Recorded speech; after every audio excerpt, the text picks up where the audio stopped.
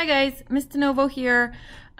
This is the second half of notes, and this part of the notes covers enzymes.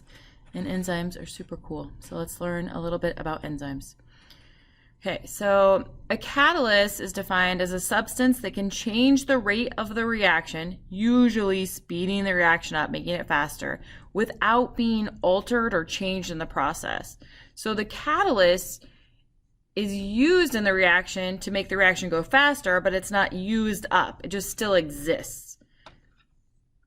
So an enzyme is an example of a biological catalyst. So enzymes help speed up chemical reactions. So let's look at this example. We have sucrose plus water, and then you can see that here is sucrase. And sucrase, anything ending in this ase term, is the enzyme.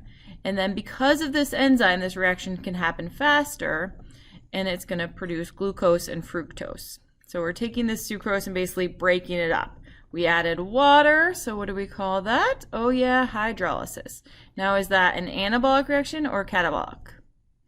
Okay, so it's breaking something down, so we would call that a catabolic reaction. Good job. Okay, everything that ends in ase is an enzyme. Some enzymes don't end in ase, but when you see that ase, that's your big hint. Enzyme, enzyme, enzyme. Okay, and it's speeding up the chemical reaction. So basically it's this big, cool protein.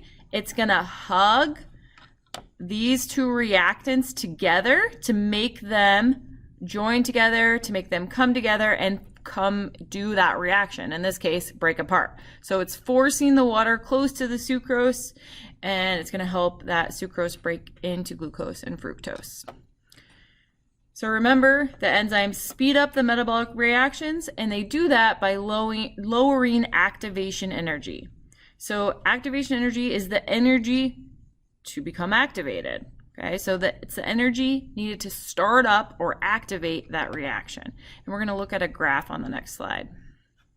Okay, so here's our graph, super important. Notice we have energy on this side goes up, and the progress of the reaction to the right. This could also be right time, but it's basically the reaction producing the amount of products. So let's start with the black line. So the black line is what happens if we don't have an enzyme. So it takes all the way up here, way, way high, lots of energy for the reaction to start. So this is going up, building up energy. The reaction's progressing, but it has to take a lot longer. It has to go way higher and require way more energy. Okay, so here, if we look at the red line, this is how much energy is required with an enzyme. And if you compare these two little arrows, you can see it's almost double in this example of the amount of energy required if you don't have an enzyme present. So yay, let's use enzymes. And then our change in free energy is unaffected by the enzyme as we're producing the products. Be pretty familiar with this graph here. Okay. One really cool thing about enzymes is they are very specific to their substrates, and the substrate's just the thing that goes in the enzyme. So the reaction that an enzyme acts on is called the enzyme's substrate. So the things that go in the reaction are called the substrate. In our previous example, that was the glucose and the water were the substrate. So the enzyme is going to bind to its substrate, forming what we call an enzyme substrate complex. So it's all in there, all in the enzyme, like one big hug. Okay, the active site, this word's going to be really important. The active site is the region on the enzyme, so remember it's a protein all folded up, where the substrate binds. So the substrate is going to bind into the active site, and it's going to fit just perfectly. And you can kind of see this little diagram here. It would go right in. This protein is shaped just to fit this enzyme perfectly. Okay, so here's our steps. Here's our substrates. We're gonna bond them together. So the substrates are gonna enter the active site. Notice that nice active site fits perfectly.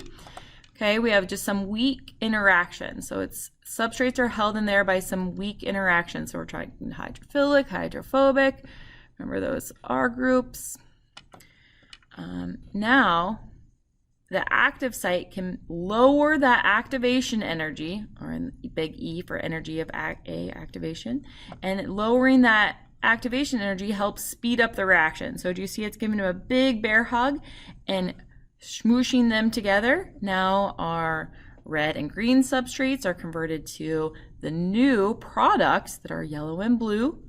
And then those products are relieved, and look, it's amazing. The enzyme is not altered at all. It's just open, available, and ready to get new substrates and do the same thing again and proceed to help more reactions, speed up that rate of reaction by lowering the activation energy. Yay, enzymes. Okay, we call this nice hug an induced fit. So an enzyme can fit really snugly right around the substrate, and kind of like a nice handshake, that handshake where your hand like kind of wraps around the other person. I prefer bear hug, but clasping handshake works too. Okay, so here's our little substrate going into that active site, and then notice there's some slight changes in this complex. The enzyme almost like builds around it because of those interactions that are occurring. Okay, now enzymes can be affected, and we'll do a lab explaining these a little bit. But the things that can affect enzymes are temperature, pH, and other chemicals. Okay, so there's an optimal temperature for enzymes. So let's look at these different enzymes here. So the optimal temperature, or the highest rate of reaction we have for this human enzyme, is right here about 37 degrees Celsius, which is body temperature. Now, if we're talking about this thermophilic or heat-loving bacteria, the enzyme's optimal temperature is up here at 77 degrees Celsius. Notice at 77 degrees Celsius, this other enzyme for humans, not working at all. It's completely denatured, completely broken down, way too hot for the human enzyme. And also way too cold for this bacteria enzyme. So there is optimal temperatures, and they're not going to work if they're not within this temperature range. And now, like down here, it's not working very well, right? We have a really slow rate of reaction. Now we have our max rate of reaction, and then as the curve goes down, you can see the rate of reaction dropping off again. And then if it's too hot, even too hot for this thermophilic up here, that enzyme or that protein, it's going to completely break apart, and we call that denature. So this is also true for pH. Okay, so now here we have a pH just a little bit less than 2, and we're talking about a stomach enzyme. Well, our stomach is super acidic, so of course it's going to work the best in this nice acidic environment where maybe it's helping break things apart for us to digest. Okay, so our stomach is acidic. Well, now we're looking at our intestines, and now we have almost a basic pH of 8.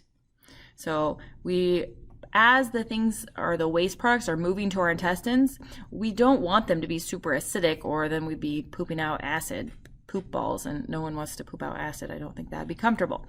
Okay, so you can see we move from an optimal pH of 2. Different enzyme works the best around a pH of 8, which is really close to being neutral. Okay, and then we're going to talk in a little bit more about how chemicals can affect. Okay, we also have things that are not technically protein enzymes, but they still help. And these cofactors are things such as zinc, iron, and copper. So these minerals, and we call those cofactors. They're non-protein enzymes. Okay, we can also have coenzymes, and these are organic factors, things like vitamins. So take your vitamins, take your minerals, or just eat your leafy greens. Okay. Now, enzymes are super awesome, but there's things that inhibit them or stop them from working. And sometimes that's an important part of it too. We don't want the reaction continuing if we don't need the products anymore. So we have competitive inhibitors.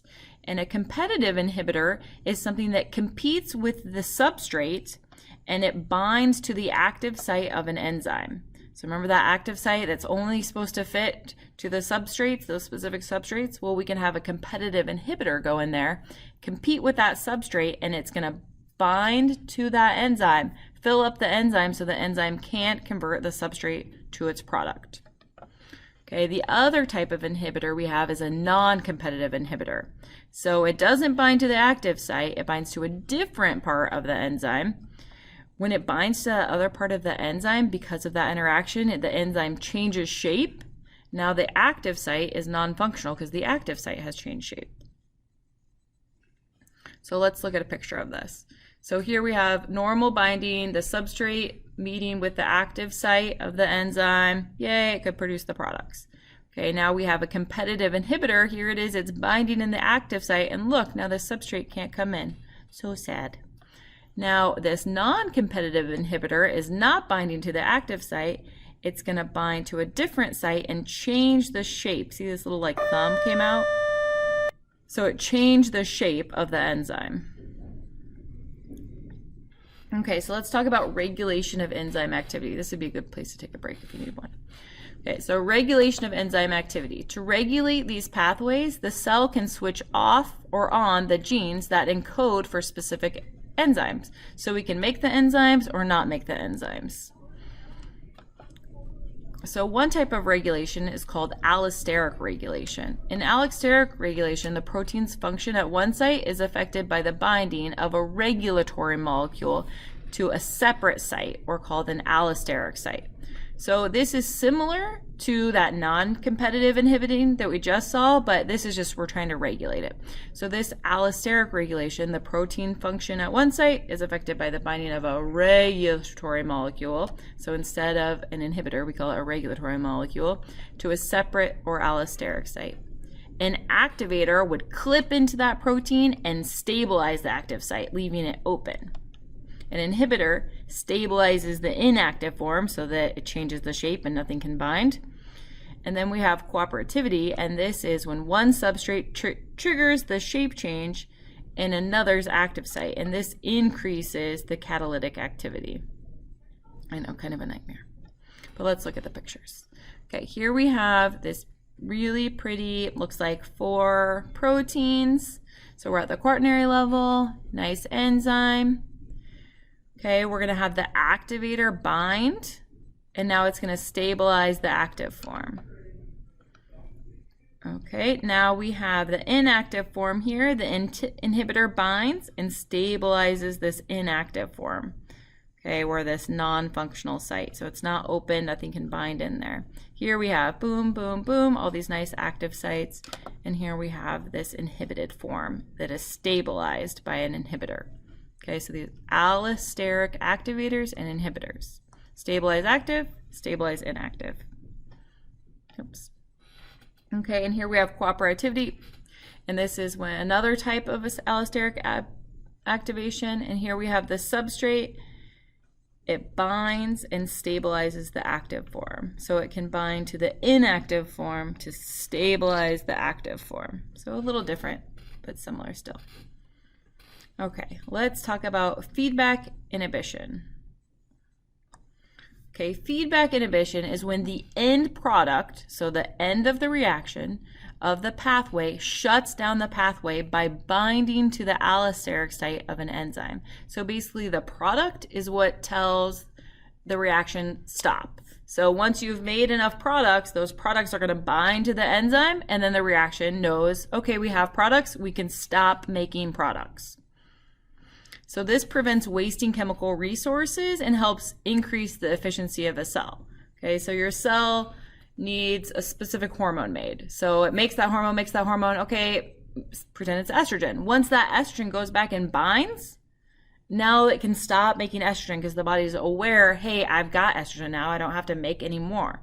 So that helps kind of limit waste products or wasting all these resources and energy. And that is the end.